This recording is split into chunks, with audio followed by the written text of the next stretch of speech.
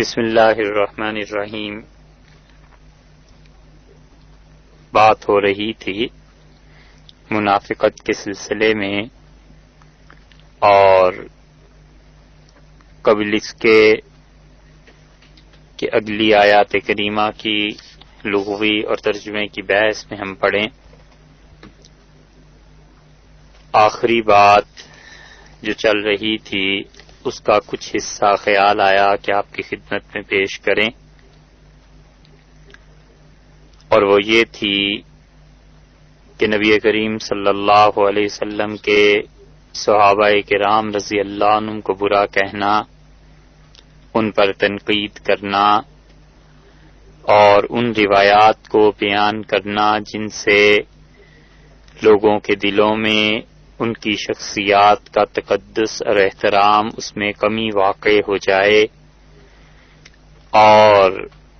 صحابہ کرام رضی اللہ عنہم کے اختلافات کو اس صورت میں پیش کرنا کہ لوگ اس عظیم ہستی کی صحبت اور تربیت میں رہنے والے برے لوگ قرار پائیں، یہ سب منافقت کی علامات ہیں۔ اور دلیل اس کی یہ دی تھی کہ ایک گروہ ایسا گزرا جس نے صحابہ کرام رضی اللہ عنہم پر طعن کیا، اور اللہ نے اسی کے فوراً بعد فرما دیا کہ انہم ہم السفہاء، یہ لوگ خود بے وقوف ہیں۔ اور اس سے معلوم ہوا کہ جو کوئی صحابہ کرام رضی اللہ عنہم کو برا کہتا ہے وہ در حقیقت اپنے باطن کی خباثت کا اظہار کرتا ہے، اور وہ یہ بتاتا ہے کہ میرے اندر کیا ہے۔ اسی لیے اللہ تعالی کو اپنے کی نیک بندے اتنے عزیز ہیں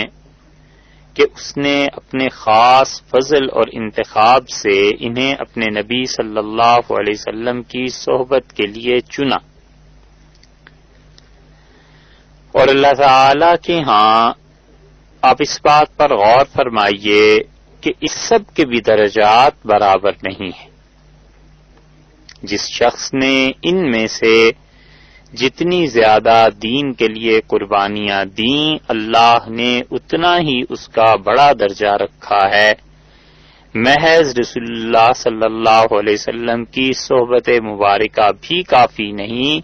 بلکہ اس کے ساتھ ساتھ جس میں عشق اور محبت رسول اللہ صلی اللہ علیہ وسلم کی زیادہ ہے، جس نے قربانی زیادہ دی ہے، اللہ نے اسے آگے رکھا۔ اسی وجہ سے جو ایمان لائے ہیں ان کا اور فتح مکہ کے بعد ایمان لانے والوں کا درجہ برابر نہیں ہے۔ فتح مکہ میں 8-10 ہزار صحابہ کرام رضی اللہ عنہم ہوں گے، اور وہ 10,000 سے زیادہ ایک دم سے ہوئے ہیں،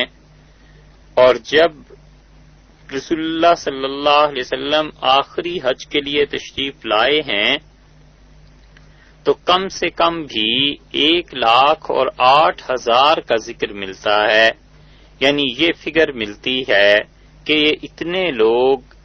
آخری حج میں رسول اللہ صلی اللہ علیہ وسلم کے ساتھ تھے۔ اب وہ لاکھ سے تو بہرحال زیادہ تھے، اور 2 سال میں اس کا مطلب یہ ہے کہ کم و بیش 80-90 ہزار افراد نے اسلام کو قبول کیا۔ تو اللہ نے فرمایا ہے کہ لا یستوی منکم من انفق من قبل الفتح وقاتل،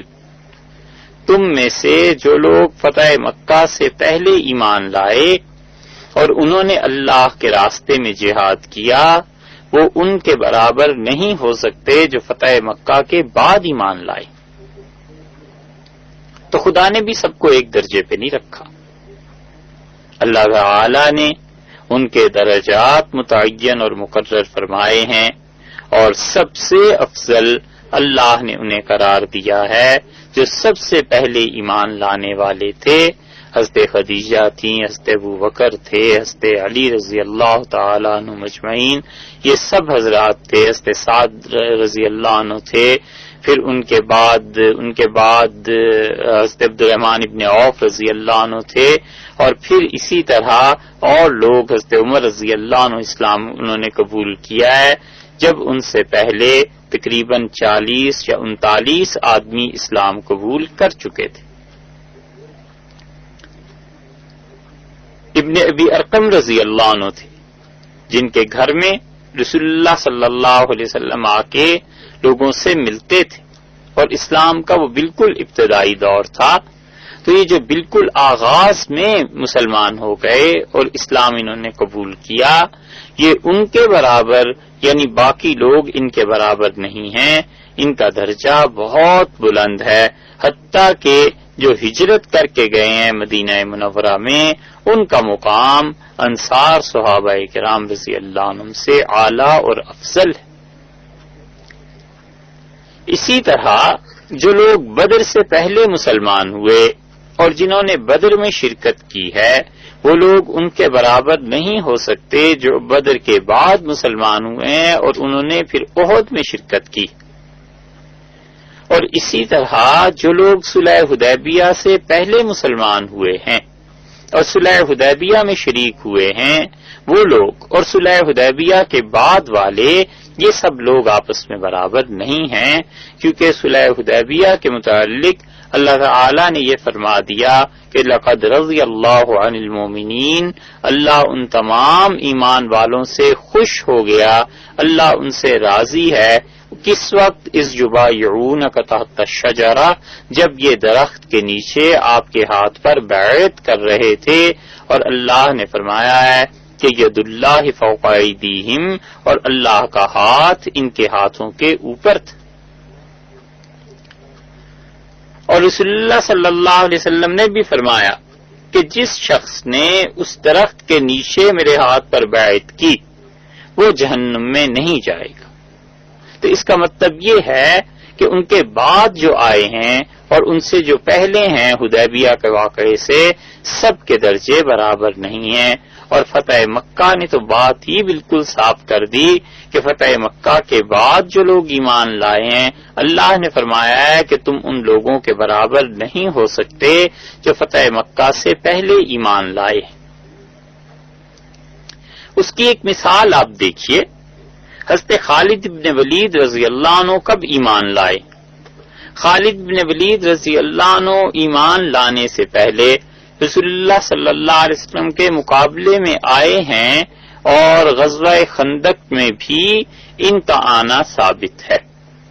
احد میں مسلمانوں نے ان کے ہاتھوں سے نقصان اٹھایا، اور خالد ابن ولید رضی اللہ عنہ جب تشریف لائے اسلام قبول کرنے کے لیے، تو یہ یقیناً حدیبیہ کے بعد کی بات ہے۔ حدیبیہ میں جب رسول اللہ صلی اللہ علیہ وسلم تشریف لائے ہیں عمرے کے لیے، تو ادھر سے حضرت عمر رضی اللہ عنہ اس بات کے متمنی اور خواہاں تھے کہ کسی طرح ان کافروں سے ٹکر لگے اور ایک فیصلہ ہو جائے، اور خالد ابن ولید رضی اللہ عنہ نے پوری کوشش کر لی کافروں کی طرف سے کہ کسی طرح لڑائی برپا ہو جائے۔ غزوہ خندق میں ان کے آنے کے متعلق حدیث میں وہاں بھی آیا ہے کہ رسول اللہ صلی اللہ علیہ وسلم نے پہلی مرتبہ خوف کی نماز ادا فرمائی ہے، اور وہ غزوہ خندق میں ہوئی۔ اور خالد ابن ولید رضی اللہ عنہ نے چین نہیں لینے دیا مسلمانوں کو، کافروں کی طرف سے یہ آئے تھے، اور جرت اور شجاعت اللہ نے ان میں شروع سے رکھی تھی۔ اور پھر جب حدیبیہ ہو گیا اور رسول اللہ صلی اللہ علیہ وسلم 7 ہجری میں آئے ہیں، تو 7 ہجری میں عمرہ ادا کر کے جب آپ واپس تشریف لے گئے ہیں، خالد ابن ولید رضی اللہ عنہ اس وقت مسلمان ہوئے ہیں، یعنی مکہ مکرمہ کی فتح سے کچھ پہلے، اور خالد رضی اللہ عنہ اپنے 2 دوستوں کے ساتھ اسلام قبول کرنے کے لیے گئے، اور ان کا خیال یہ تھا کہ رسول اللہ صلی اللہ علیہ وسلم میری پچھلی باتوں پہ مجھ سے شدید ناراض ہوں گے اور بہت زیادہ خفا ہوں گے، تو ان کے دوسرے بھائی جو پہلے سے اسلام قبول کر کے مدینہ منورہ میں مقیم تھے، انہوں نے اپنے اس بھائی سے رابطہ کیا اور خود مدینہ منورہ کے باہر ٹھہرے اور کہا بھائی مجھے بتاؤ کہ رسول اللہ صلی اللہ علیہ وسلم کا مزاج کیسا ہے، میرے آنے کی اگر وہ اطلاع پائیں تو پھر کیا ہوگا، میرے ساتھ کیا سلوک کیا جائے گا، کیونکہ میں بہت بڑا ان کا دشمن اور مجرم رہا ہوں۔ اور ان کے بھائی کہتے ہیں کہ میں نے فجر کی نماز کے بعد رسول اللہ صلی اللہ علیہ وسلم سے عرض کیا کہ اللہ کے رسول اگر خالد میرا بھائی اسلام کے لیے آئے تو آپ نے فرمایا سبحان اللہ، خالد جیسا انسان اور اسلام سے بے خبر۔ مجھے بڑا تعجب ہے بھائی اس بات پہ کہ اس جیسا آدمی اور اسلام سے اتنا دور ہوا ہوا ہے، یعنی اتنا ذہین، اتنا قابل آدمی، اور اسے اسلام کی سمجھ نہیں آئی۔ فرمایا مجھے اس پہ تعجب ہے۔ اور جب وہ گئے ہیں تو انہوں نے خالد ابن ولید رضی اللہ عنہ سے کہا کہ خالد رسول اللہ صلی اللہ علیہ وسلم نے سے میری بات ہوئی اور وہ تو خود تمہارے منتظر ہیں، اور انہوں نے یہ فرمایا ہے کہ خالد جیسا اس آدمی اسلام سے بے خبر ہے، مجھے اس پہ تعجب ہے۔ تو خالد رضی اللہ عنہ کا جو شوق تھا اس کو محبت نے، اس شفقت بھرے پیغام نے اور اس بات نے اور ہوا دی، اور وہ دیوانہ وار پہنچے ہیں اور جا کر عرض کیا کہ میں ہوں خالد، اور پھر اسلام کو قبول کیا ہے۔ تو یہ خالد رضی اللہ عنہ اسلام لائے ہیں فتح مکہ سے کچھ پہلے، اور ان کی کوئی بات ہو گئی ہے عبد الرحمن ابن عوف رضی اللہ عنہ کے ساتھ، اور عبد الرحمن ابن عوف رضی اللہ عنہ آپ جانتے ہیں کب اسلام لائے تھے۔ عبد الرحمن ابن عوف رضی اللہ عنہ کا اسلام بہت قدیم کا ہے۔ حضرت عبد الرحمن ابن عوف رضی اللہ عنہ تو ایمان لائے ہیں جب چند ایک آدمی مسلمان ہوئے تھے، بالکل اسلام کے ابتدائی دور کے مسلمان ہیں یہ۔ اور عبد الرحمن ابن عوف رضی اللہ عنہ نے مکہ مکرمہ میں کافروں کا عذاب برداشت کیا ہے، کافروں نے انہیں مارا، ان کا مال چھین لیا اور انہیں سخت تکالیف اللہ کی راہ میں دیں، اور انہوں نے وہ تکلیفیں اٹھائی ہیں۔ پھر انہوں نے ہجرت کی ہے، پھر انہوں نے بدر میں شرکت کی ہے، پھر احد میں رہے ہیں، پھر غزوہ خندق میں رہے ہیں، پھر صلح حدیبیہ میں رہے ہیں، اور رسول اللہ صلی اللہ علیہ وسلم کے دست مبارک پر بیعت کی ہے انہوں نے اس درخت کے نیچے بھی، پھر فتح مکہ میں بھی رہے ہیں۔ تو ان کا بہت بہت قدیم اسلام تھا۔ خالد ابن ولید رضی اللہ عنہ نے ان سے کسی بات میں کچھ اونچ نیچ ہو گئی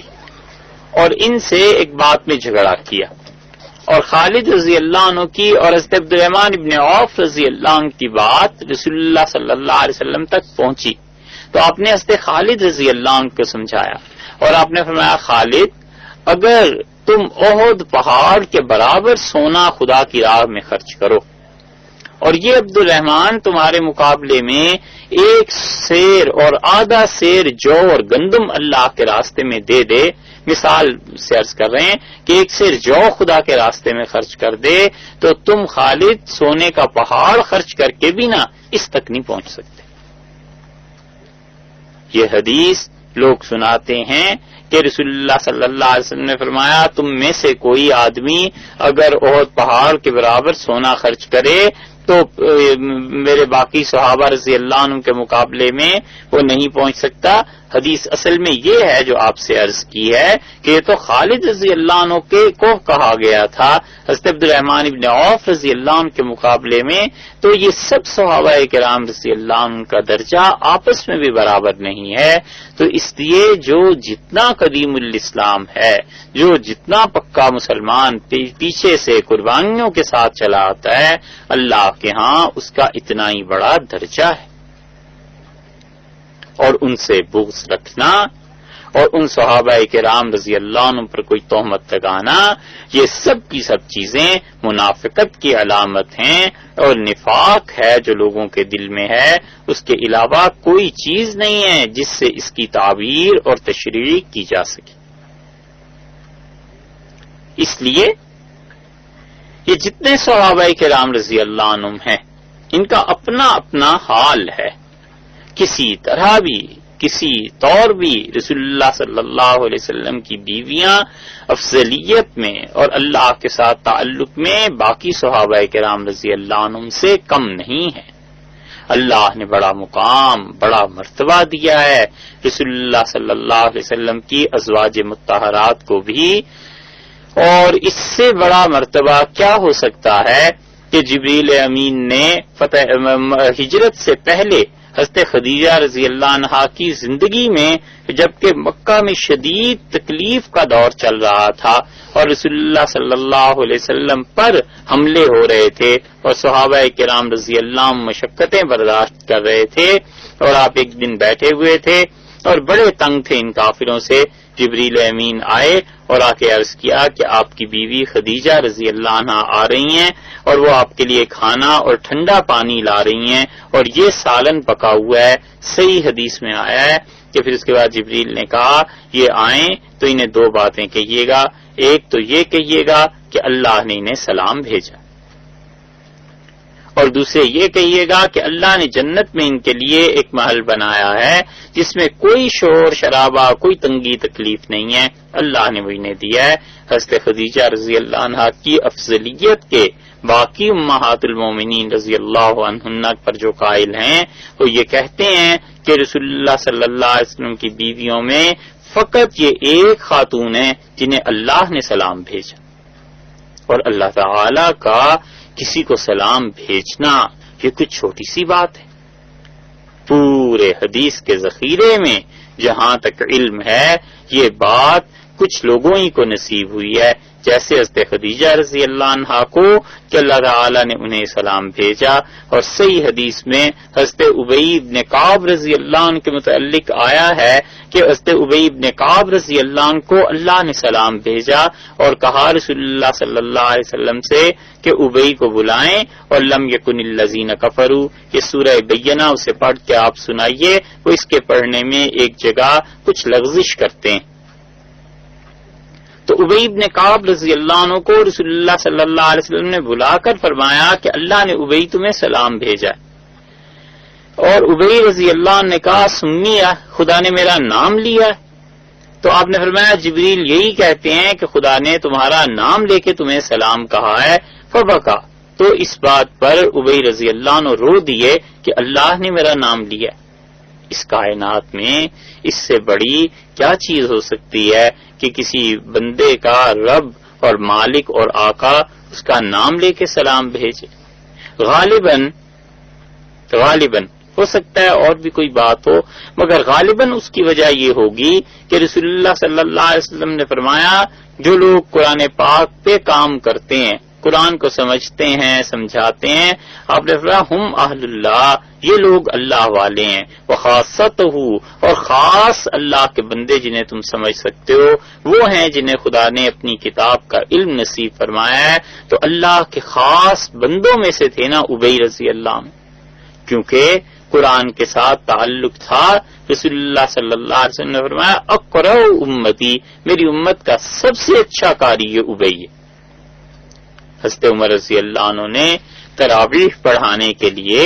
ایسے ہی تو نہیں حضرت ابی رضی اللہ عنہ کو مقرر کیا تھا مسجد نبوی میں،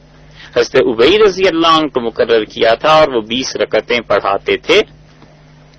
تو حضرت ابی رضی اللہ عنہ کو اللہ نے سلام بھیجا، حضرت خدیجہ رضی اللہ عنہ کو اللہ تعالی نے سلام بھیجا ہے۔ تو حضرت خدیجہ رضی اللہ عنہ کی افضل چیزوں میں گنا گیا ہے، تو رسول اللہ صلی اللہ علیہ وسلم کی بیویاں ان کا کوئی معمولی درجہ اور معمولی مقام نہیں تھا، بلکہ اللہ نے بڑا بلند درجہ انہیں عنایت فرمایا ہے۔ اسی طرح رسول اللہ صلی اللہ علیہ وسلم نے اپنی بیویوں میں سے ایک طلاق دے دی تھی حضرت حفصہ رضی اللہ عنہا کو، اور حضرت عمر رضی اللہ عنہ کی وہ صاحبزادی تھیں،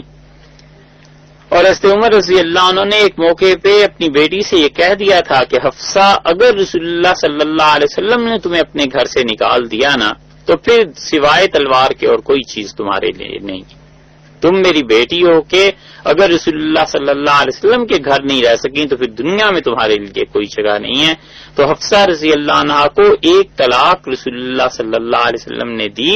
اور جبریل امین نازل ہوئے اور انہوں نے کہا اللہ نے حکم دیا ہے کہ آپ حفصہ سے رجوع کریں اس طلاق سے، اور آپ کو معلوم ہی ہے انہا صوامتن قوامتن، یہ آپ کی بیوی بڑی طویل روزے رکھنے والی ہے، رات رات بھر اللہ کے سامنے کھڑی رہتی ہے، تو اس کی آپ درگزر کیجئے۔ اور رسول اللہ صلی اللہ علیہ وسلم نے اس طلاق سے رجوع کیا۔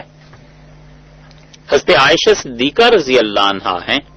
حضرت مجدد الفسانی رحمت اللہ علیہ ان کے متعلق اپنے مکتوبات میں ایک جگہ لکھتے ہیں اور بہت خوبصورت عبارت لکھی ہے، فرماتے ہیں حضرت عائشہ صدیقہ رضی اللہ عنہا کہ حبیب رب العالمین بوداس، وہ حبیبہ ہیں، محبوبہ ہیں اس شخص کی جو حبیب تھے خود رب العالمین صلی اللہ علیہ وسلم اللہ تعالی کے، اور وہ طالب گور مقبولہ و منظورہ او، اور رسول اللہ صلی اللہ علیہ وسلم قبر کے کنارے پر پہنچے ہیں، اور اس وقت تک وہ حضرت عائشہ رضی اللہ عنہا سے خوش تھے اور ان سے بہت راضی تھے۔ وہ حضرت پیغمبر مرض موت را بحجرہ او بسر برتے، اور رسول اللہ صلی اللہ علیہ وسلم نے اپنی وفات کا مرض انہی کے حجرے میں گزارا ہے، وہ در کنارے او جان دادے، اور رسول اللہ صلی اللہ علیہ وسلم نے اپنی جان اللہ کے حوالے کی ہے، اور حضرت عائشہ رضی اللہ عنہا کے جسم مبارک کے ساتھ لگے ہوئے تھے، وہ در حجرہ مطہرہ او مدفون گشت۔ اور حضرت عائشہ کے لیے رضی اللہ عنہا کے لیے یہ شرف تھوڑا ہے کہ رسول اللہ صلی اللہ علیہ وسلم اپنی اسی بیوی کے کمرے میں دفن ہوئے ہیں اور اپنی اسی بیوی کے حجرے میں دفن ہوئے ہیں۔ حضرت صدیقہ عالمہ و مجتہد بودس، حضرت صدیقہ رضی اللہ عنہا جو تھیں، عائشہ رضی اللہ عنہا صاحب علم تھیں، صاحبہ تھیں، اور اجتہاد کا ملکہ انہیں حاصل تھا، اور بیان شطر دین را بہو حوالہ داشتہ ان، اور دین کا بہت بڑا حصہ روایات میں حضرت عائشہ رضی اللہ عنہا ہی کے حوالے سے ہے۔ واصحاب کرام در مشکلات احکام رجوع بویمین مدند، اور صحابہ کرام رضی اللہ عنہم کو جب شرعی معاملات میں مشکلات پیش آتی تھیں تو وہ کیا کرتے تھے؟ حضرت عائشہ رضی اللہ عنہا کے در پہ حاضر ہوتے تھے اور وہاں سے حل مغلقات ازویب یافتن ان سے آ کے مشکل مسائل پوچھتے تھے۔ پھر انہوں نے اپنا بھی ایک واقعہ نقل کیا ہے، سنائی دیں۔ حضرت مجدد رحمت اللہ علیہ نے اپنا ایک خواب ذکر کیا ہے، پھر یہ اپنا ایک کشف سمجھیے اسے۔ فرماتے ہیں کہ چند سال پہلے میری عادت یہ تھی کہ کھانا کھلاتا تھا غریبوں کو یا مسکینوں کو، تو خیرات جو کرتا تھا تو بر روحانیات مطہرہ اہل عبامی ساخت، تو میں رسول اللہ صلی اللہ علیہ وسلم کے اہل بیت جو تھے ان کا بڑا خیال کیا کرتا تھا، اور رسول اللہ صلی اللہ علیہ وسلم کی نسبت سے حضرت علی رضی اللہ عنہ، حضرت فاطمہ، اور دونوں امامین جو تھے حضرت حسن اور حضرت حسین رضی اللہ عنہما، ان سب کے لیے میں ایصال ثواب کرتا تھا، کھانا پکا کے غریبوں کو کھلانا اور یہ نیت کرنا کہ اللہ اس کا ثواب فلاں فلاں شخص کو پہنچے، یہ بالکل درست ہے۔ حضرت مجدد رحمت اللہ علیہ کہتے ہیں میں ثواب حضرت علی، حضرت فاطمہ، حضرت حسن اور حضرت حسین رضی اللہ عنہم ان حضرات کے لیے کیا کرتا تھا۔ شب دا خواب می بیند، ایک رات جو سویا تو میں نے خواب دیکھا کہ رسول اللہ صلی اللہ علیہ وسلم تشریف فرما ہیں اور فقیر بر ایشان عرض سلام می کند، تو فقیر نے خدمت مبارکہ میں سلام پیش کیا، متوجہ فقیر نمی شوند، تو رسول اللہ صلی اللہ علیہ وسلم اس فقیر کی طرف زیادہ متوجہ نہیں ہوئے، وہ بجانب دیگر دارند، اور دوسری طرف رسول اللہ صلی اللہ علیہ وسلم زیادہ متوجہ تھے، میری طرف کچھ خاص توجہ نہیں فرمائی خواب میں۔ تو حضرت لکھتے ہیں کہ دری اسناب فقیر فرمودند، مجھ سے رسول اللہ صلی اللہ علیہ وسلم نے اسی اسنا میں ایک دم یہ بات کہی کہ من طعام در خانہ عائشہ میں خرم، میں تو عائشہ رضی اللہ عنہ کے حجرے میں ہوں اور وہیں کھانا کھاتا ہوں، ہر کے مرا طعام فرستد، ہر آدمی جو مجھے کھانا بھجوانا چاہے بخانہ عائشہ فرستد، اسے چاہیے کہ عائشہ کے گھر میں بھجوایا کرے۔ ان زمان فقیر دریافت، فرماتے ہیں پھر مجھے پتا چلا کہ اوہو، جو رسول اللہ صلی اللہ علیہ وسلم کی توجہ مبارکہ میری طرف نہیں ہو رہی تو اس کی وجہ یہ ہے کہ میں ایصال ثواب میں حضرت عائشہ رضی اللہ عنہا کو شریک نہیں کرتا، اور پھر کہتے ہیں کہ فقیر حضرت صدیقہ را دران طعام شریک نمی صاف بعد ازاں، اور اس کے بعد میں نے کیا کیا، حضرت عائشہ صدیقہ بلکہ ساری کی ساری ازواج مطہرات کو اہل بیت کے ساتھ شریک کرتا ہوں جب بھی ایصال ثواب کرتا ہوں، وتوسل می نمود، اور میں ان کے وسیلے سے دعا مانگتا ہوں۔ تو حضرت عائشہ رضی اللہ عنہا کے لیے جو فضائل اور مناقب دیگر روایات میں آئے ہیں وہ تو بخیر بہرحال حدیث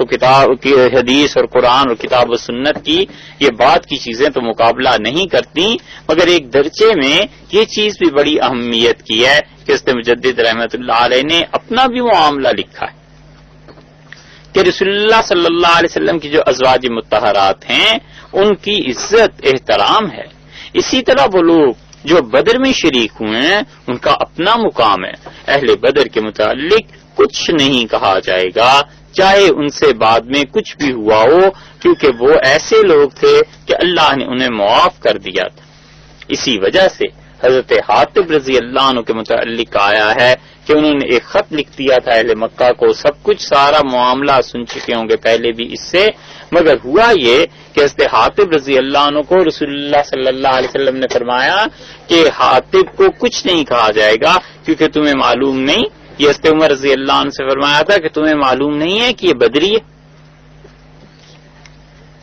اور بدر والوں کو اسی لیے حضرت عثمان رضی اللہ عنہ اہل بدر میں شامل ہیں، حالانکہ وہ بدر میں نہیں گئے۔ حضرت عثمان رضی اللہ عنہ کا معاملہ بہت نازک ہے، بہت زیادہ، لوگ خام خواہ ان پہ تنقید اور طعن و تشنیع کرتے ہیں، کبھی اس معاملے میں نہیں پڑنا چاہیے۔ لوگوں کے مزاج ایسے ہو گئے ہیں جیسے حضرت عبداللہ ابن عمر رضی اللہ عنہ کی روایت میں آتا ہے کہ وہ حج کرنے کے لیے جب تشریف لائے حاضر ہوئے مکہ مکرمہ تو ایک آدمی نے آ کے ان سے مسئلہ پوچھا، اور اس نے کہا حضرت یہ فرمائیے کہ اگر احرام پر مچھر کا خون لگ جائے تو اس کا کیا کفارہ ہے؟ احرام پر مچھر کا خون لگ جائے تو کیا کرنا چاہیے؟ تو عبداللہ ابن عمر رضی اللہ عنہ اسے دیکھتے رہے۔ تاریخ میں آتا ہے کئی جگہ پہ یہ ذہبی رحمت اللہ نے بھی لکھا ہے، ابن حجر رحمت اللہ نے بھی نقل کیا ہے، اس میں بھی ہے سیر اعلام النبلاء میں۔ تو حضرت عبداللہ ابن عمر رضی اللہ عنہ نے ان سے پوچھا کہ تم کہاں سے ہو؟ اس نے کہا جی عراق سے۔ تو کہنے لگے سبحان اللہ، عراق والوں نے رسول اللہ صلی اللہ علیہ وسلم کے نواسے حسین رضی اللہ عنہ کو شہید کر دیا اور وہ مسئلہ پوچھنا تو یاد نہیں آیا، اور احرام پہ مچھر کا خون لگ جائے تو اس کے مسئلے مجھ سے پوچھتے پھرتے ہیں، اٹھو یہاں سے۔ تو یہ اس قسم کا مزاج کہ حضرت عثمان رضی اللہ عنہ کی ہر بات کہ عثمان رضی اللہ عنہ بدر میں شریک نہیں ہوئے، ایسی بات نہیں ہے۔ حضرت عثمان رضی اللہ عنہ شریک نہیں ہوئے بدر میں، مگر رسول اللہ صلی اللہ علیہ وسلم نے انہیں بدر میں شریک جان کر ہی تو انہیں غنیمت کا حصہ دیا ہے۔ حضرت صلی اللہ علیہ وسلم کو نہیں معلوم تھا کہ یہ بدر میں نہیں آیا، میں کیوں نہیں حصہ دے رہا ہوں؟ کیوں دیا تھا رسول اللہ صلی اللہ علیہ وسلم نے بدر کی غنیمت میں انہیں حصہ؟ اس لیے کہ حضرت صلی اللہ علیہ وسلم کی صاحبزادی اور حضرت عثمان رضی اللہ عنہ کی اہلیہ بیمار تھی، تو رسول اللہ صلی اللہ علیہ وسلم نے فرمایا عثمان تم ان کے پاس مدینہ منورہ میں ہی رہو۔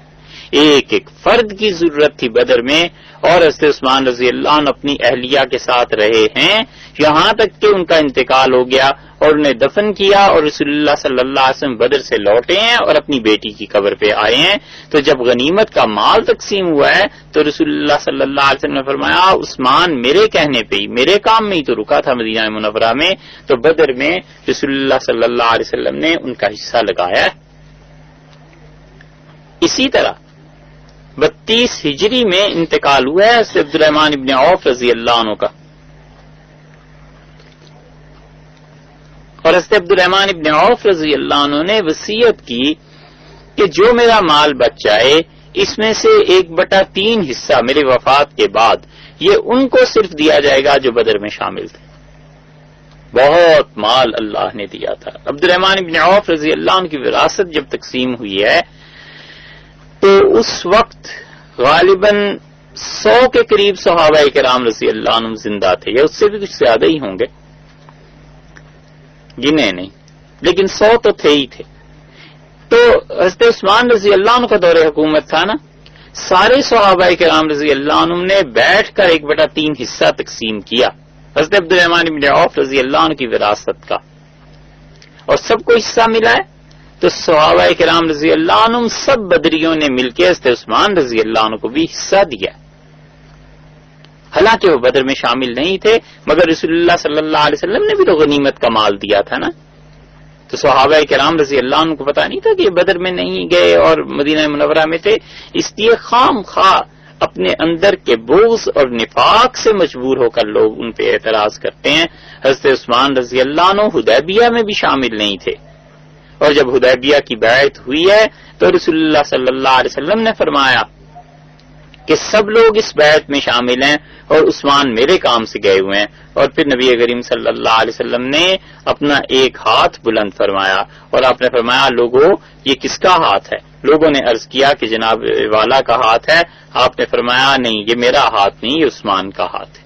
اور پھر دوسرا ہاتھ بلند کیا اور لوگوں نے اس سے پوچھا یہ کس کا ہاتھ ہے؟ انہوں نے کہا آپ کا ہاتھ ہے. آپ نے فرمایا یہ میرا ہی ہاتھ ہے. اور پھر رسول اللہ صلی اللہ علیہ وسلم نے اپنے ہی ایک ہاتھ کو دوسرے ہاتھ پہ رکھا اور فرمایا یہ دیکھو عثمان کے ہاتھ نے اپنے نبی کے ہاتھ پہ بیعت کر لی. حضرت عثمان رضی اللہ عنہ کا کوئی کم درجہ ہے؟ بہت بڑا درجہ ہے. 3 مرتبہ رسول اللہ صلی اللہ علیہ وسلم فرمایا کوئی ہے جو مجھ سے جنت خرید لے؟ حضرت عثمان رضی اللہ عنہ نے کہا آپ فرمائیے. تو آپ نے فرمایا مدینہ منورہ میں پانی کی بڑی قلت ہے، پانی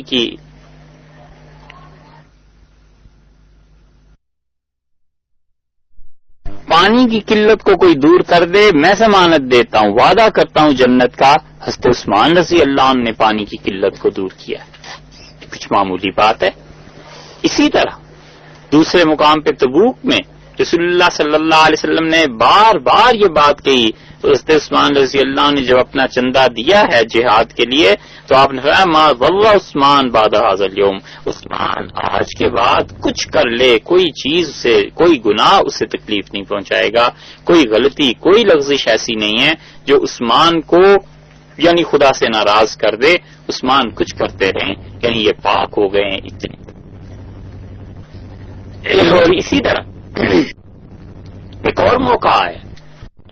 صلی اللہ علیہ وسلم نے اپنی دونوں بیٹیاں عثمان رضی اللہ عنہ کے نکاح میں دی ہیں، اور رسول اللہ صلی اللہ علیہ وسلم نے فرمایا دوسری بیٹی کے انتقال پہ کہ اگر میری اور بیٹی ہوتی تو میں وہ بھی عثمان کو آج دے دیتا. اس کا مطلب یہ ہے کہ قیامت تک حضرت عثمان رضی اللہ عنہ رسول اللہ صلی اللہ علیہ وسلم کے منظور نظر اور ان کے داماد ہیں، تو اس لیے اللہ نے بڑا مقام ان کا رکھا ہے. اور اسی وجہ سے صحابہ کرام رضی اللہ عنہ میں برابر ان کی عزت رہی ہے، برابر ان کا احترام رہا. تو اس لیے کوئی بھی اگر ان لوگوں کی زبان کے لیے زبان کھولے گا تو اس کا مطلب یہ ہے کہ وہ اندر کا بغض ہے جو سامنے آ رہا. اسی وجہ سے وہ کل کا جملہ خیال میں ہو کہ حضرت مجدد رحمت اللہ نے فرمایا اگر عثمان مطعون ہے نا ان پر طعن ہے تو قرآن بھی مطعون ہے. قرآن کا بھی پھر کوئی اعتبار نہیں، کیونکہ پورے عالم اسلام میں حضرت عثمان رضی اللہ عنہ نے قرآن کو پھیلایا ہے. اور یہ جو آج قرآن پاک ہم اور آپ پڑھتے ہیں اور تقریباً کوئی پچھلے 1500 سال سے مسلمان دنیا بھر میں پڑھ رہے ہیں نا، یہ حضرت عثمان رضی اللہ عنہ کا کارنامہ ہے. انہوں نے ہی لکھوا کے پوری دنیا میں قرآن کو بھجوایا تھا اور پابند کیا تھا اس کا کہ جیسے میں لکھوا کر بھجوا رہا ہوں ویسے ہی لکھنا ہے، اس کے علاوہ کوئی رسم الخط نہیں لکھا جائے گا. بہت بڑی چیز ہے حضرت عثمان رضی اللہ عنہ کی. خلفائے راشدین حضرت ابوبکر رضی اللہ عنہ کم سے کم بھی 33,000 صحابہ کرام رضی اللہ عنہ نے بیعت کی خلافت. کسی ظالم کا کیا خیال ہے کہ یہ 33,000 آدمی سب کے سب گمراہ ہو گئے تھے اور علیہ باللہ انہوں نے ظلم میں حضرت ابوبکر رضی اللہ عنہ کا ساتھ دے دیا کہ خلافت حضرت ابوبکر رضی اللہ عنہ کے پاس چلی گئی. ہوش کرنی چاہیے، 1-2 آدمیوں کی بات نہیں ہے، کم و بیش 33,000 آدمیوں نے اسی وقت بیعت کر لی تھی. اور حضرت عثمان رضی اللہ عنہ کو جب بدریوں نے حصہ دیا تو یہ تقریباً 100 تھے،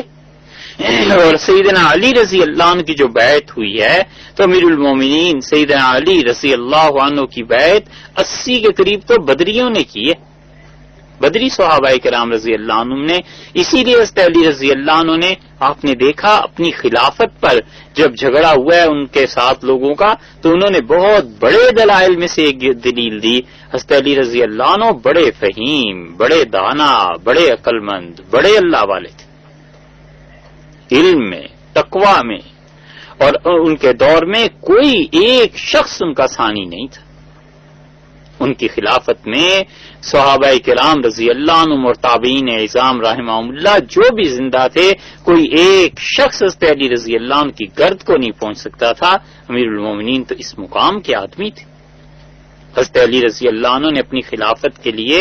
جو دلائل دیے ہیں ان میں سے ایک دلیل انہوں نے جو دی اس کا کوئی توڑ ہو سکتا ہے؟ انہوں نے کہا خدا کی قسم زمین پہ کوئی ایک آدمی ایسا نہیں ہے جو بدر میں رسول اللہ صلی اللہ علیہ وسلم کی حمایت کے لیے اور نصرت کے لیے اٹھا ہو اور آج اس نے میری خلافت کے لیے مجھ سے بیعت نہ کی.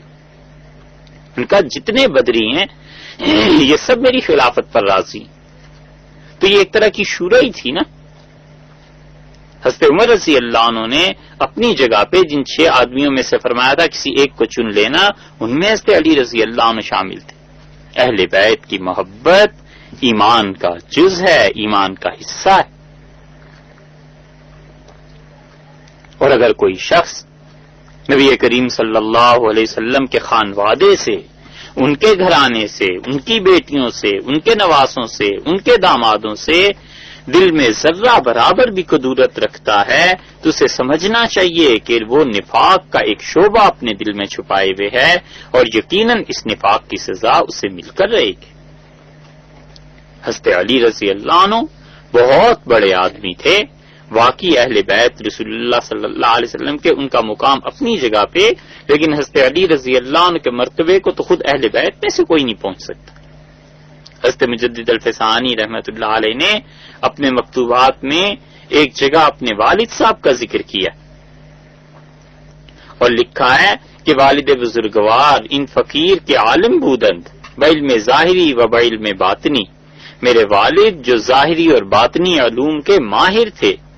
مجھ ناچیز کو در اکثر اوقات ترغیب و محبت اہل بیت میں فربودند. اکثر مجھ سے کہا کرتے تھے کہ میرے بیٹے رسول اللہ صلی اللہ علیہ وسلم کے اہل بیت سے محبت ضرور رکھنا کہ ان محبت را در سلامتی خاتمہ مدخلیست عظیم، کیونکہ رسول اللہ صلی اللہ علیہ وسلم کی اولاد سے محبت کو بڑا دخل ہے، حصہ ہے انسان کے حسن خاتمہ میں. ایمان پہ موت اگر چاہتے ہو نا سیدھے سادے لفظوں میں تو اہل بیت سے محبت رکھنا، کیونکہ ایمان کی موت اس میں بڑا حصہ ہے اہل بیت کی محبت کو، اور ان کا ہمیشہ خیال رکھنا. یہ مجھ سے کہتے تھے میرے والد. اور پھر لکھتے ہیں کہ در عرض موت ایشان ان فقیر حاضر بود. میرے والد صاحب کا جب انتقال ہوا تو میں ناچیز اس وقت حاضر تھا. جو معاملہ ایشان بآخر رسید، بالکل آخری سانس جب میرے والد کے شروع ہوئے اور اس دنیا کی جانب ان کی توجہ بالکل کم ہو گئی تو اس وقت میں نے انہیں یاد دلایا، استفسار نمود، اور میں نے پوچھا کہ آپ جو فرماتے تھے کہ اہل بیت سے محبت کو انسان کے حسن خاتمہ میں، ایمان کی موت میں بڑا دخل ہے، بڑا اس کا اثر ہوتا ہے اس وقت، تو اب آپ کی کیا حالت ہے؟ تو مجھ سے فرمایا کہ غر کے محبت اہل بیتم شکر خداوند عز و جل، اللہ کا شکر ہے اہل بیت کی محبت میں ڈوبا ہوا ہوں، سر سے پاؤں تک ڈوبا ہوا. اور انہوں نے بتایا کہ اہل بیت کی محبت کا اب بھی بڑا دخل ہے. پھر حضرت مجدد رحمت اللہ علیہ کا ایک فقرہ دیکھیے، یاد رکھنے کے قابل ہے. فرماتے ہیں محبت اہل بیت سرمایہ اہل سنت است. اہل بیت کی محبت اہل سنت والجماعت کا سرمایہ ہے، ان کی پونجی. نبی کریم صلی اللہ علیہ وسلم کو بڑا تعلق تھا اپنے اہل خانہ کے ساتھ، اہل بیت کے ساتھ. حضرت فاطمہ رضی اللہ عنہ کے ساتھ کچھ معمولی تعلق ہے؟ حضرت علی رضی اللہ عنہ جو داماد تھے، سب کچھ تھے، نہیں تصور فرمایا اس بات کا کہ اہل مکہ میرے ساتھ کیا کر رہے ہیں۔ مکہ مکرمہ جب فتح ہوا ہے تو لوگ آئے حضرت علی رضی اللہ عنہ کے پاس اور آ کے انہیں مجبور کرنے لگے کہ آپ ابو جہل کی بیٹی سے نکاح کر لیں۔ وہ مسلمان ہو گئی تھی،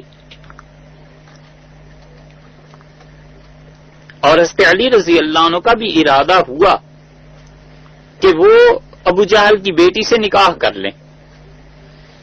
اب جب دوسری شادی کی بات ہوئی تو حضرت فاطمہ رضی اللہ عنہ کو پریشانی ہوئی اور انہوں نے والد صاحب سے عرض کیا، تو رسول اللہ صلی اللہ علیہ وسلم نے جمع کیا لوگوں کو اور آپ نے فرمایا، لوگوں، اللہ نے جس چیز کو حلال اور جائز کر دیا ہے میں اسے حرام نہیں کہتا۔ یعنی دوسری شادی جائز ہے نا، حضرت علی رضی اللہ عنہ کر سکتے ہیں، خدا نے جائز قرار دیا ان کے لیے، میں اس سے منع نہیں کرتا، مگر علی اگر دوسری شادی کرنا چاہتے ہیں تو میری بیٹی کو طلاق دے دیں۔ واللہ، اور اللہ کی قسم، لا تجمع بنت رسول اللہ، اللہ کے رسول کی بیٹی اور اللہ کے دشمن کی بیٹی دونوں ایک گھر میں جمع کبھی نہیں ہو سکتے۔ اور رسول اللہ صلی اللہ علیہ وسلم نے فرمایا، تمہیں پتا نہیں ہے لوگوں، فاطمہ بضعۃ منی، میرے جسم کا ٹکڑا ہے، اور ہر وہ چیز جو فاطمہ کو تکلیف دیتی ہے وہ مجھے بھی تکلیف دیتی ہے، ہر وہ چیز جو فاطمہ کے لیے پریشانی کا باعث بنتی ہے نا، اس سے مجھے بھی پریشانی ہوتی۔ حضرت علی رضی اللہ عنہ حاضر ہوئے اور معافی 1000 بار مانگی اور معذرت کی رسول اللہ صلی اللہ علیہ وسلم سے، تو رسول اللہ صلی اللہ علیہ وسلم کا یہ کہنا کہ میری بیٹی میرے جسم کا ایک ٹکڑا ہے بہت بڑا اعزاز اور بہت بڑی چیز ہے حضرت فاطمہ رضی اللہ عنہ کے لیے۔ اور نبی کریم صلی اللہ علیہ وسلم کا یہ فرمانا کہ میرا یہ بیٹا حسن یہ آقا ہے، یہ سردار ہے، سید ہے، اور اللہ اس کے ہاتھ پر امت کے 2 بہت بڑے گروہوں کو جمع کر دے گا، اور اللہ نے اس دن جمع کر دیا جس دن انہوں نے حضرت معاویہ رضی اللہ عنہ کے ہاتھ پر بیعت کر لی، اور حضرت حسین رضی اللہ عنہ کے متعلق رسول اللہ صلی اللہ علیہ وسلم کا یہ کہنا کہ حسین مجھ سے ہیں اور میں حسین رضی اللہ عنہ سے ہوں، اور رسول اللہ صلی اللہ علیہ وسلم کا جمعے کا خطبہ چھوڑ کر، جبکہ یہ دونوں چھوٹے چھوٹے بچے تھے اور مشکل سے چلنے کے قابل ہوئے تھے، اور جمعے کا خطبہ چھوڑ کر رسول اللہ صلی اللہ علیہ وسلم آئے اور اپنے دونوں نواسوں کو اٹھا لیا اور پھر ممبر پر کھڑے ہوئے، اور آپ نے فرمایا، اللہ نے سچ کہا ہے کہ اولاد جو ہے نا یہ بڑی آزمائش کی چیز ہے،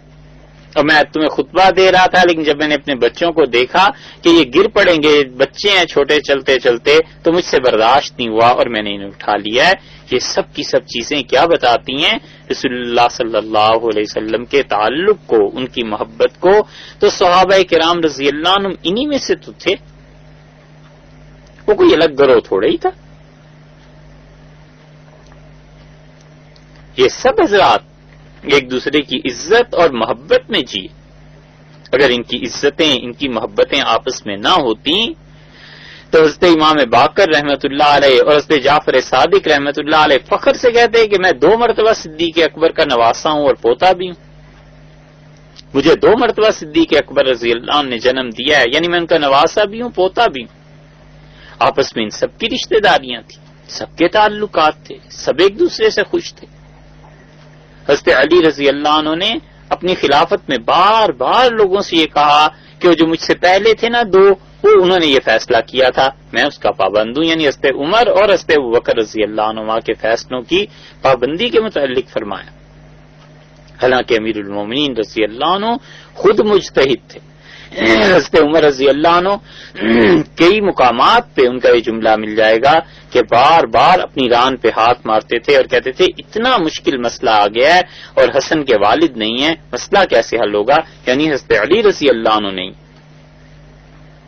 اور حضرت علی رضی اللہ عنہ سے فتویٰ طلب کرنا حضرت عمر رضی اللہ عنہ کا، اور بعض فتوے ان کے حضرت عمر رضی اللہ عنہ کی رائے کے برعکس تھے، مگر حضرت عمر رضی اللہ عنہ نہیں بولے، اور کعب الحسن جو کہتے ہیں وہ ٹھیک کہتے ہیں، یعنی حضرت علی رضی اللہ عنہ کے متعلق کہنا کہ ان کا فتویٰ درست ہے اور اپنے فتوے سے رجوع فرمانا، یہ سب کے سب رسول اللہ صلی اللہ علیہ وسلم کی صحبت کے اور تربیت کے پھل تھے کہ ان لوگوں کے دل ایک دوسرے کے لیے بالکل صاف تھے، اللہ کے نیک بندے کہیں ایک دوسرے کی تنقید، تعریض اور ان چیزوں میں نہیں پڑے۔ اسی لیے صحابہ کرام رضی اللہ عنہ تمام کے تمام سب کے سب سچے تھے، کسی ایک کے متعلق بھی، کسی ایک شخص کے متعلق بھی یہ نہیں کہا جا سکتا کہ یہ انسان علیہ باللہ فاسق تھا، ظالم تھا۔ اجتہاد کے اعتبار سے خطا ہونا ایک الگ بات ہے، اور اجتہاد کی خطا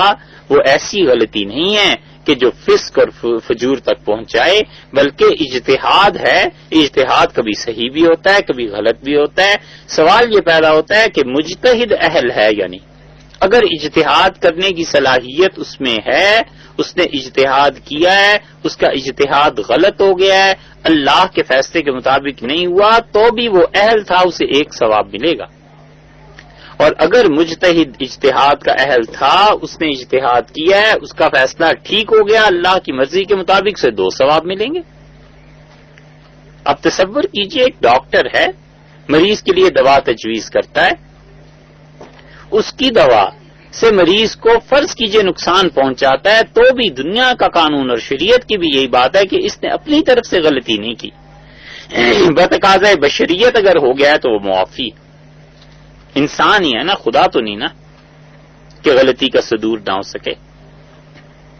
اور ایک عام آدمی طب کا ڈاکٹری کرنے لگ جائے اور دوائیوں کی دکان کھول لے اور علاج چاہے صحیح کرے،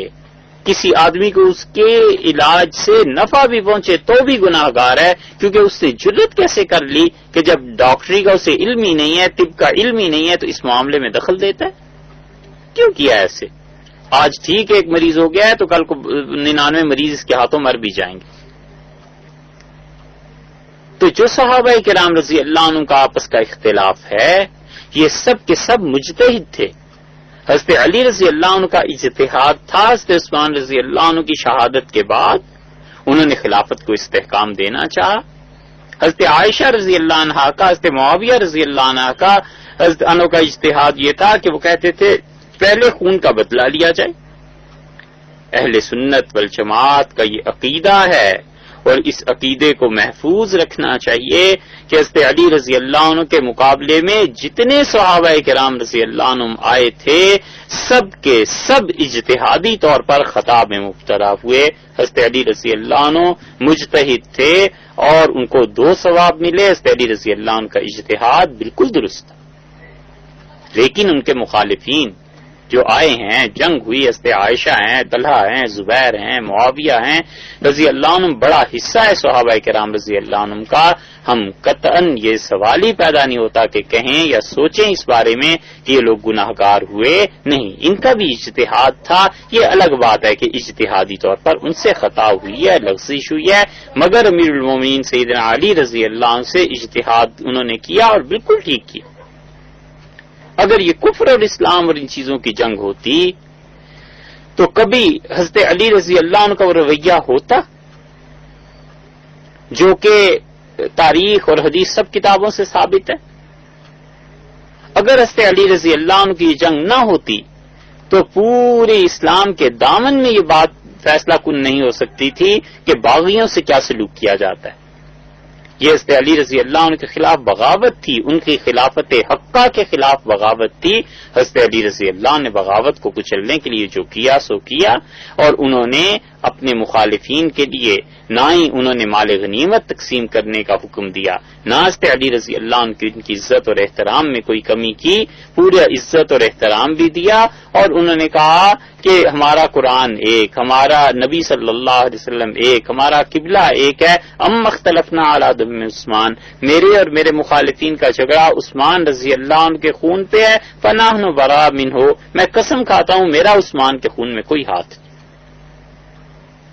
تہمت حضرت علی رضی اللہ عنہ پہ لگانے والوں نے لگائی، لیکن ایک صحابی رضی اللہ عنہ ایسا ثابت نہیں کیا جا سکتا جس نے امیر المومنین سیدنا علی کرم اللہ وجہہ کی طرف انگلی اٹھائی ہو اور کہا ہو ان کا کوئی حصہ ہے، کوئی سوال ہی پیدا نہیں ہوتا۔ لہذا باللہ صحابہ کرام رضی اللہ عنہ نے کبھی ویسی بات نہیں کی، لیکن جو بغاوت تھی حضرت علی رضی اللہ عنہ اگر یہ باتیں نہ کرتے، امام ابو حنیفہ رحمۃ اللہ علیہ کہتے تھے کہ ہمیں باغیوں کے احکامات نہ پتہ چلتے اگر حضرت علی رضی اللہ عنہ کا طرز عمل ہمارے سامنے نہ ہوتا۔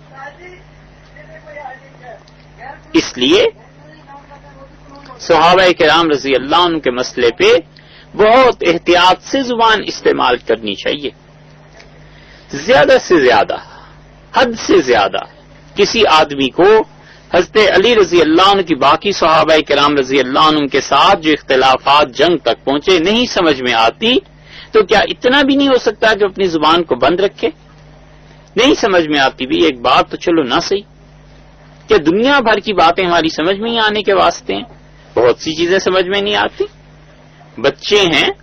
بچوں کو اس کائنات کی بہت سی چیزیں سمجھ میں نہیں آتی، تو کیوں بولے آدمی؟ ایسے مواقع پر امام شافعی رحمت اللہ علیہ کی بات ہمیشہ یاد رکھنی چاہیے۔ ان سے کسی نے کہا کہ آپ ان جنگوں کے بارے میں کیا کہتے ہیں؟ انہوں نے کہا بھائی اللہ کا شکر ہے میں اس زمانے میں نہیں تھا، خدا نے میرے ہاتھوں کو صحابہ کرام رضی اللہ عنہ کے خون سے محفوظ رکھا، ہمارے ہاتھ اس خون میں نہیں رنگے، اور اب ہم اپنی زبانوں کو ان کی عزتوں میں نہیں رنگتے، ہم اپنی زبان سے ان کی عزت کے خلاف کوئی جملہ نہیں کہیں گے۔ امام احمد ابن حنبل رحمۃ اللہ علیہ سے کسی نے پوچھا، ان کا تل کا امت ان کا دخلت، وہ ایک جماعت تھی جو گزر گئی، جو کچھ انہوں نے کیا وہ ان کے واسطے ہے اور جو کچھ تم کرو گے یہ تمہارے واسطے ہے، اور اللہ تم سے یہ نہیں پوچھے گا کہ صحابہ کرام رضی اللہ عنہ کی آپس کے یہ معاملات کیا ہوئے۔ اس لیے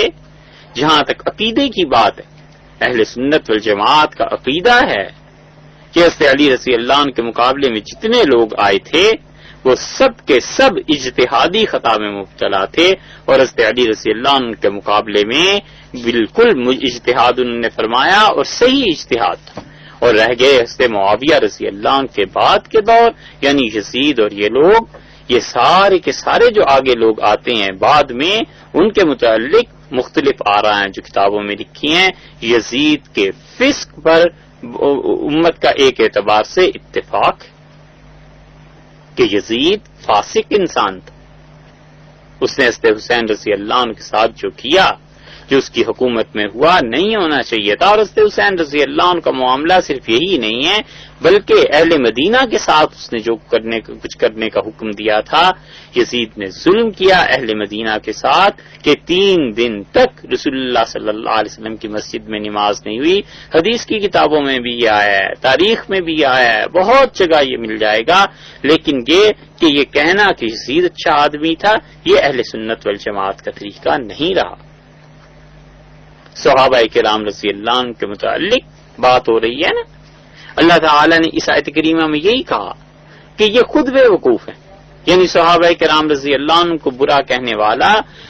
ان کے معائب اور ان میں ایسی چیزیں تلاش کرنے والا انسان وہ اپنے متعلق سوچے کہ اس کے دل میں کیا چیز ہے۔ وہ تو اللہ کے بندے آئینہ تھے، جو دیکھتا ہے اپنی صورت اس میں دیکھتا ہے۔ مثال ایک سمجھانے کے لیے عرض کریں، حضرت مرزا مظہر جانے جانا رحمت اللہ علیہ قریبی دور کے آدمی، کتنے 300 سال گزرے ہوں گے حضرت کو، آپ 18ویں صدی لگا لیں، 1760 1780 90 اس طرح تھی حضرت کا دور شروع ہوتا ہے وہاں سے، تو 18ویں 19ویں 20ویں اور 21ویں صدی آ گئی، 200-250 سال پرانی بات ہوئی نا۔ حضرت مرزا مظہر جانے جانا رحمت اللہ علیہ کی خدمت میں ایک ہندو جوگی آیا اور اس نے حضرت سے عرض کیا کہ کیوں لوگوں کو گمراہ کرتے ہو؟ حضرت نے فرمایا یہ کیسے پتا چلا ہے کہ میں گمراہی کے لیے بیٹھا ہوں؟ تو اس نے کہا میں نے تمہارے جسم تمہیں دیکھا عالم کشف میں، اور تمہارا سارا جسم جو ہے وہ نور ہے، مگر دل تمہارا سیاہ ہے، اور تم مسلمان یہی تو کہتے ہو کہ دل کا سارا مسئلہ ہے اور دل میں صفائی ہونی چاہیے، تو دل تو تمہارا کالا سیاہ، اور تم لوگوں کو بیٹھے ہوئے گمراہ کر رہے ہو۔ تو حضرت نے فرمایا یہ بتاؤ تمہیں یہ مقام حاصل کہاں سے ہوا کہ تم اس طرح دیکھنے لگے؟ اس نے کہا اپنے نفس کی مخالفت سے، ہر بات میں اپنے نفس کی مخالفت کرتا ہوں تو مجھے روحانیت کا ادراک ہوا، نصیب ہوئی۔ مرزا صاحب رحمۃ اللہ نے فرمایا کہ مسلمان ہونے کو دل چاہتا ہے؟ اس نے کہا نہیں۔ فرمایا یہاں نفس کی مخالفت کیوں نہیں کرتے؟ اب پھنس گیا، کہنے لگا جو میرا گرو تھا وہ مجھ سے یہی کہا کرتا تھا کہ ایک دن تم مسلمان ہو جاؤ گے۔ تو پھر اس نے حضرت سے کہا مجھے اسلام قبول کروا دے، مسلمان کر دیا حضرت نے اسے۔ جب مسلمان ہو گیا تو حضرت نے فرمایا اب دیکھو، اس نے کہا اب تو دل بھی نورانی۔ حضرت نے فرمایا میاں نہ پہلے تم مجھے دیکھ رہے تھے نہ اب دیکھ رہے ہو، ہم تو آئینہ ہے جو آتا ہے اپنی ہی صورت دیکھتا ہے۔ پہلے کفر نے دل کو سیاہ کر رکھا تھا، تاریکی تھی، اب ایمان آیا تو روشنی آ گئی، تاریکی دور ہو گئی۔ بس اللہ کے ان نیک بندوں کے ساتھ یہی معاملہ ہے کہ انسان کے دل میں اگر علیاذ باللہ نفاق ہو، کفر ہو، بھرا ہوا ہو، تو صحابہ کرام رضی اللہ عنہ کی غلطیاں، ان کی مذمت، یہ چیزیں پھر سامنے آتی۔ اور اگر دل میں ان کے لیے محبت ہو، فرض کر لیجئے اول تو کوئی بات ایسی ہے نہیں جو سمجھی نہ جا سکے، ان کی زندگیاں شیشے اور آئینے کی طرح صاف اور عیاں ہیں، انہوں نے کون سی بات چھپا کر رکھی تھی؟ فرض کر لیجئے کوئی بات نہیں سمجھ میں آتی صحابہ کرام رضی اللہ عنہ کی، تو کیا ہر بات میں دخل دینا ضروری ہے؟ ہر بات میں بولنا ضروری ہے؟ کس کے ماں باپ 100% معائب سے پاک ہوا کرتے ہیں؟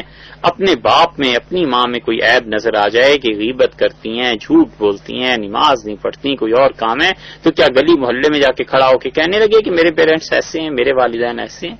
کوئی شریف بچہ ایسے نہیں کرتا۔ تو پھر آخر رسول اللہ صلی اللہ علیہ وسلم کی صحبت مبارکہ کیا قصور ہے کہ اگر ان کے تربیت یافتہ افراد میں اول تو کوئی چیز ہے نہیں ایسی جو سمجھی نہ جا سکے، اور فرض کر لیجئے کوئی آ بھی جائے تو کیا یہ ضروری ہے کہ اس کے اشتہار دیے جائیں اور زبان کو ان پاک لوگوں کے لیے استعمال کیا جائے ناپاکی کے ساتھ؟ اس آیت کریمہ سے یہ ہمیں پتہ چلتا ہے، یہ سبق ملتا ہے کہ اللہ تعالی نے ان لوگوں کے لیے یہ فرمایا ہے کہ منافق ہیں جو صحابہ کرام رضی اللہ عنہ کی برائیاں بیان کرتے ہیں، اور اس منافقت کا اثر اس وقت سب سے زیادہ سامنے آیا ہے جب حضرت عائشہ رضی اللہ عنہا کا معاملہ آیا، تو عبداللہ ابن ابی ابن سلول یہی شخص تھا جس نے سب سے پہلے بات کی حضرت عائشہ رضی اللہ عنہا کے خلاف، اور پھر لوگوں نے اسی کی بات کو آگے نقل کیا۔ اب کئی مواقع صحابہ کرام رضی اللہ عنہ کی زندگی میں ایسے دیکھیں گے کہ انہوں نے کوئی بات صحابہ کرام رضی اللہ عنہ کے خلاف کی ہے، پھر آگے بات چلی ہے۔ حضرت عائشہ رضی اللہ عنہ پر تہمت لگانے والے یہی منافق تھے۔ نبی کریم صلی اللہ علیہ وسلم کے صحابہ کرام رضی اللہ عنہ کو یہ کہنے والے کہ یہ لوگ عزت والے نہیں ہیں، انہیں نکالو مدینہ منورہ سے، قرآن میں آیا ہے، یہ یہی لوگ تھے۔ اللہ نے فرمایا ہے اللہ انہیں بتائے گا کہ کون عزت والے ہیں۔ یہ عبداللہ ابن ابی نے کہا تھا کہ لَيُخْرِجَنَّ الْأَعَزُّ مِنْهَا الْأَذَلَّ، عزت والے ہم ہیں مدینہ منورہ میں، اور ان بغیر عزت والوں کو نکال دیں گے ہم، یہ عبداللہ ابن ابی نے کہا تھا علیہ باللہ۔ اسی لیے صحابہ کرام رضی اللہ عنہ کہتے تھے ہمیں پتہ چل جاتا تھا منافقوں کا جس کو حضرت عمر رضی اللہ عنہ سے نفرت ہوتی تھی۔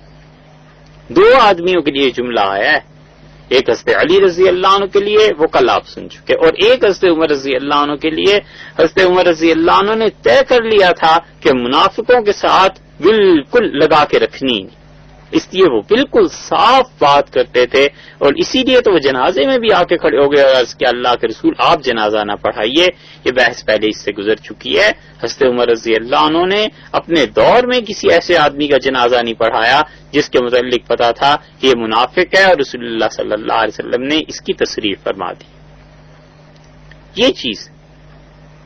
کہ نفاق وہ دل کا مرض ہے،